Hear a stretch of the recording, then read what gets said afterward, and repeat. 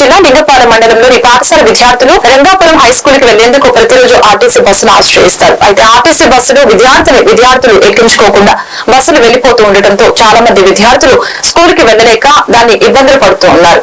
ఆసన్నగూడెం, వేములపల్లి, ముడిచెర్ల గ్రామానికి చెందిన విద్యార్థులు స్కూల్ కి వెళ్లాలంటే భయపడుతున్నారు. స్కూల్ కి వెళ్లాలంటే విద్యార్థులు 4 కిలోమీటర్లు నడిచి వెళ్లవలసి వస్తుందని వాపోతున్నారు. ఏదేమైనప్పటికీ ఆర్టీసీ బస్సు భావి భారత పౌరులకి ఇబ్బందులు లేకుండా సకాలంలో చదువు కొనసాగేలా చేయవలసిన బాధ్యత ఆర్టీసీ యాజమాన్యం మీద ఉందని పలువురు గ్రామస్తులు విజ్ఞప్తి చేస్తున్నారు.